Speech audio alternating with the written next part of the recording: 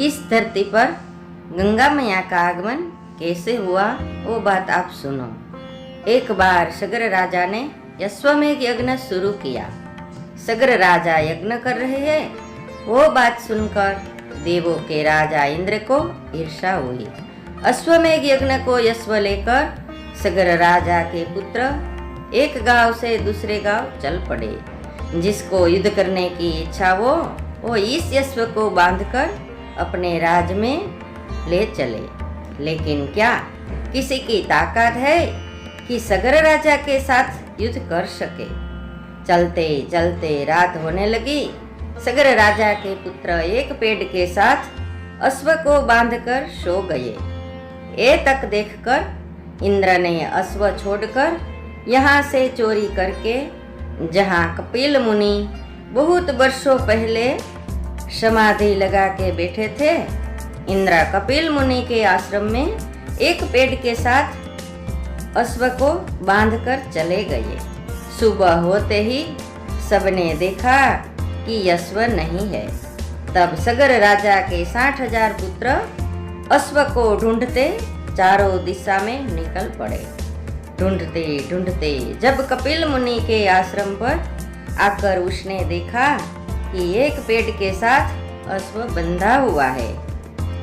देखकर सगर राजा के पुत्र क्रोध में आकर कपिल मुनि ने पीटने लगे और गैर वचन सुनाने लगे।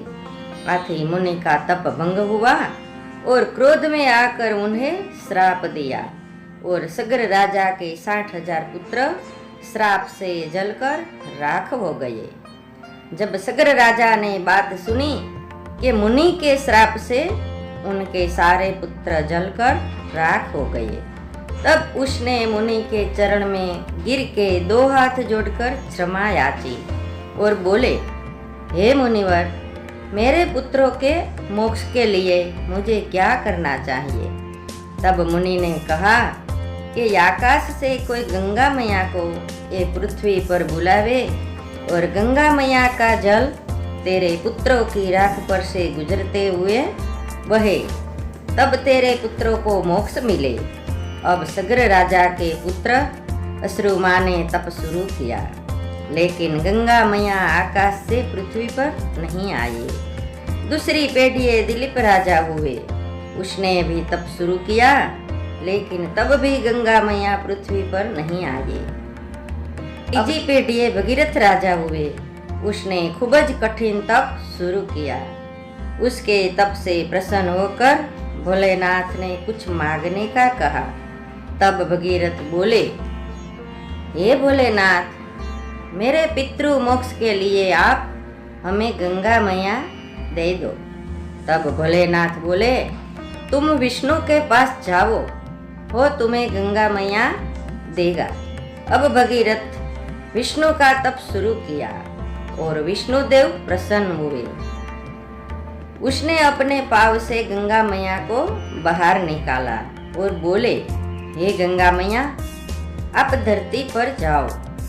तब गंगा मैया कहने लगी, मेरा जल का धोध जब पृथ्वी पर गिरेगा तब पृथ्वी को पाताल ले जाऊंगी। मेरा प्रचंड धोध की ताकत का आपको अनुमान नहीं होगा। ये सुनकर भगीरथ राजा परेशान होकर बोले, हे भोलेनाथ, अब मैं क्या करूं। तब भोलेनाथ ने कहा, हे भगीरथ, तुम परेशान मत हो और गंगा मैया को कहने लगे कि मैं तुझे झिलने के लिए तैयार हूँ, तुम आकाश से निकलकर पृथ्वी पर आ जाओ। ये बात सुनकर गंगा मैया को गर्व हुआ और पूरी ताकत से पृथ्वी पर आने के लिए अपना जल प्रवाह शुरू किया।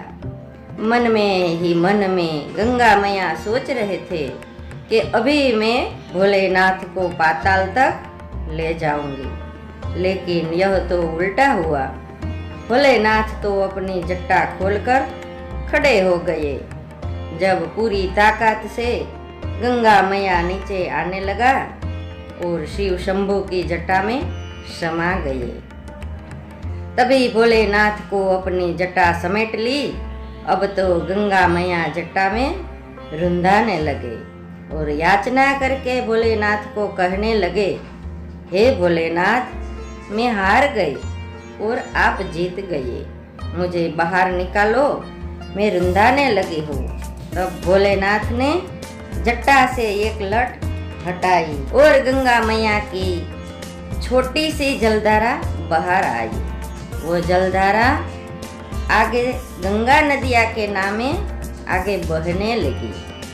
अब आगे भगीरथ और पीछे गंगा मैया चलने लगी। आगे जाते रास्ते में जनहू ऋषि का आश्रम आया।